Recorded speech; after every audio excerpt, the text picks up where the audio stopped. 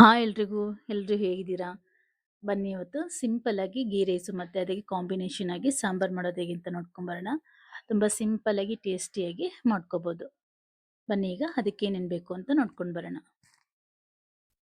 ನೋಡಿ, ಮೊದಲಿಗೆ ಸಾಂಬಾರಿಗೆ 2 ಈರುಳ್ಳಿ, ಹಾಗೆ ಖಾರಕ್ಕೆ ಎಷ್ಟು ಬೇಕೋ ಅಷ್ಟು ಹಸಿಮೆಣಸಿನ್ಕಾಯಿ, ಹಾಗೆ ಒಂದು 3 ಟೊಮೆಟೊ, ನಾಟಿ ಟೊಮೆಟೊ ತೊಗೊಂಡಿದ್ದೀನಿ. ಹಾಗೆ ಬೇಳೆನ ಆಲ್ರೆಡಿ ನಾನು ನೀಟಾಗಿ ತೊಳೆದು ನೆನೆಸಿಟ್ಟಿದ್ದೀನಿ. ತೊಗರಿಬೇಳೆ, ಹೆಸರುಬೇಳೆ, ಹಾಗೆ ಮೈಸೂರು ತೊಗರಿಬೇಳೆ ಬರುತ್ತಲ್ಲ, ಅದು 3ನ ಮಿಕ್ಸ್ ಮಾಡಿ ಇಟ್ಕೊಂಡಿದ್ದೀನಿ. ನೀವು ಯಾವುದಾದ್ರೂ ಒಂದು ಬೇಳೆ ಕೂಡ ಹಾಕ್ಕೋಬೋದು, ಬಟ್ 3 ಮಿಕ್ಸ್ ಮಾಡೋದ್ರಿಂದ ಟೇಸ್ಟ್ ಅನ್ನೋದು ಚೆನ್ನಾಗಿರುತ್ತೆ ಹಾಗಾಗಿ. ಅಥವಾ ಹೆಸರುಬೇಳೆ ತೊಗರಿಬೇಳೆ 2 ಮಿಕ್ಸ್ ಮಾಡಿ ಕೂಡ ಮಾಡ್ಕೋಬಹುದು. ಹಾಗೆ ಇದಕ್ಕೆ ಸ್ವಲ್ಪ ಶುಂಠಿ ಬೆಳ್ಳುಳ್ಳಿ ಪೇಸ್ಟು. ಈ ಸಾಂಬಾರಿಗೆ ಶುಂಠಿ ಬೆಳ್ಳುಳ್ಳಿ ಹಾಕೋದ್ರಿಂದ ಚೆನ್ನಾಗಿರುತ್ತೆ. 1 ಸ್ಪೂನ್ ಆಗೋಷ್ಟು ಸಾಂಬಾರ್ ಪುಡಿ ತೊಗೊಂಡಿದ್ದೀನಿ, ರುಚಿಗೆ ತಕ್ಕಷ್ಟು ಉಪ್ಪು, ಸ್ವಲ್ಪ ಅರಿಶಿನ. ಬನ್ನಿ ಈಗ ಸ್ಟವ್ ಮೇಲೆ ಕುಕ್ಕರ್ ಇಟ್ಕೊಂಡು ಸ್ವಲ್ಪ ಆಯಿಲ್ನ ಹಾಕ್ಕೊಂಡಿದ್ದೀನಿ. ಸಾಸಿವೆ ಮತ್ತು ಜೀರಿಗೆನ ಹಾಕ್ಕೊಳ್ಳೋಣ. ಇವೆರಡು ಸಿಡಿದ ನಂತರ ನಾವು ಈರುಳ್ಳಿ ಮತ್ತು ಹಸಿಮೆಣಸಿನ್ಕಾಯಿನ ಹಾಕ್ಕೊಳ್ಳೋಣ. ಇಲ್ಲಿ ಬಂದು ಸಾಂಬಾರಿಗೆ ಹಸಿಮೆಣಸಿನ್ಕಾಯಿನ ಹೆಚ್ಚಿಗೆ ಹಾಕ್ಕೊಳ್ತೀನಿ, ಸಾಂಬಾರ್ ಪುಡಿ ಸ್ವಲ್ಪ ಹಾಕ್ಕೊಳ್ತಿದ್ದೀನಿ. ಖಾರಕ್ಕೆ ನೋಡಿಕೊಂಡು ನೀವು ಹಾಕ್ಕೋಬೋದು.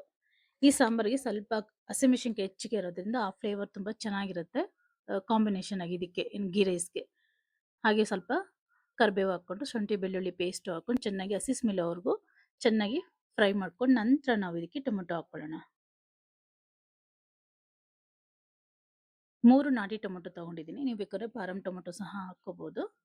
ಸಣ್ಣದಾಗಿ ಕಟ್ ಮಾಡಿರೋಂಥ 3 ನಾಟಿ ಟೊಮೆಟೊನ ಹಾಕ್ಕೊಂಡು ಅದನ್ನು ಸ್ವಲ್ಪ ಚೆನ್ನಾಗಿ ಫ್ರೈ ಮಾಡ್ಕೊಂಡು ನಂತರ ಸ್ವಲ್ಪ ಹಿಂಗುನ ಹಾಕ್ಕೊಳ್ತಾ ಇದ್ದೀನಿ. ಹಿಂಗು ಹಾಕ್ಕೊಂಡು ಹಾಗೆ ಸಾಂಬಾರ್ ಪುಡಿ, ಅರಿಶಿನ ಪುಡಿ 3ನ್ನು ಹಾಕೊಂಡು ಒಂದ್ಸಲ ನೀಟಾಗಿ ಮಿಕ್ಸ್ ಮಾಡ್ಕೊಂಡ್ಬಿಡೋಣ.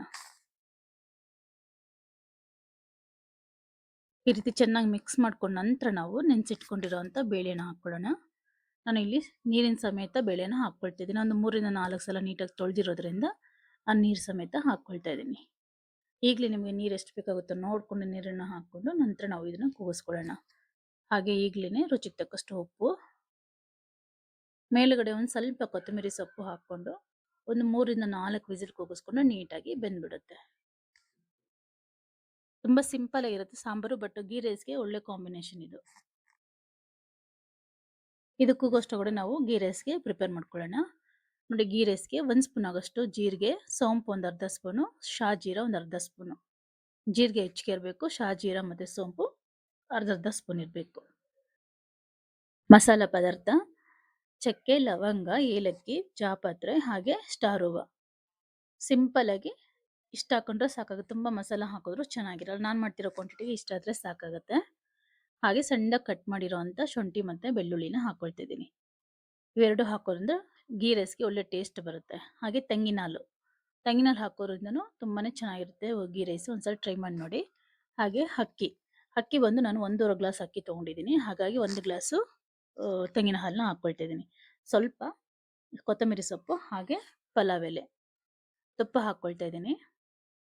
ಗೀ ರೈಸ್ಗೆ ಸ್ವಲ್ಪ ಹೆಚ್ಚಿಗೆ ತುಪ್ಪ ಬೇಕಾಗುತ್ತೆ, ಹಾಗಾಗಿ ನೋಡಿಕೊಂಡು ತುಪ್ಪನ ಹಾಕ್ಕೊಂಡು ತುಪ್ಪ ಕಾದ ನಂತರ ಜೀರಿಗೆ, ಶಾಜೀರಾ ಮತ್ತು ಸೋಂಪು 3ನ್ನು ಹಾಕ್ಕೊಳ್ಳೋಣ. ಹಾಗೆ ಮಸಾಲ ಪದಾರ್ಥನೂ ಹಾಕ್ಕೊಂಡು ಚೆನ್ನಾಗಿ ಒಂದ್ಸಲ ಫ್ರೈ ಮಾಡಿಕೊಂಡು ನಂತರ ನಾವು ಇದಕ್ಕೆ ಶುಂಠಿ ಬೆಳ್ಳುಳ್ಳಿನ ಹಾಕ್ಕೊಳ್ಳೋಣ.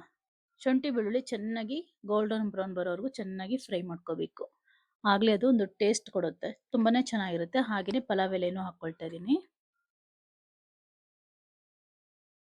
ಸ್ವಲ್ಪ ಕರಿಬೇವನ್ನು ಸಹ ಹಾಕ್ಕೊಳ್ಳೋಣ.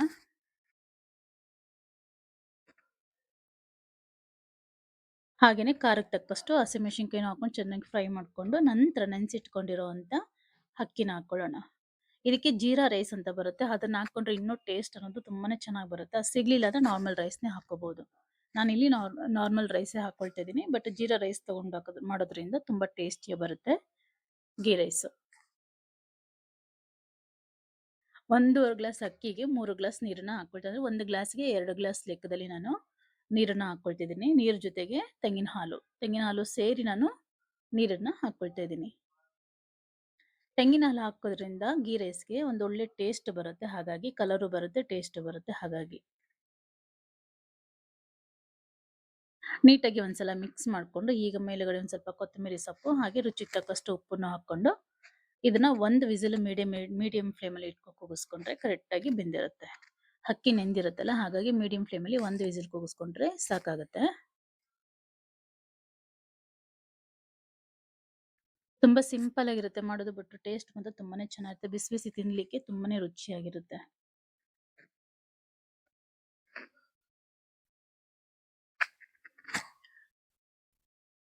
ನೋಡಿ ಈಗ ಸಾಂಬಾರಿಗೆ ಇಟ್ಟಿದ್ವಲ್ಲ ಅದು ಕೂಗಿದೆ. ನಾನು ಮತ್ತೆ ನೀರೇನು ಹಾಕಿಲ್ಲ. ಈ ಹದ ಇದ್ರೆ ಸಾಕಾಗುತ್ತೆ.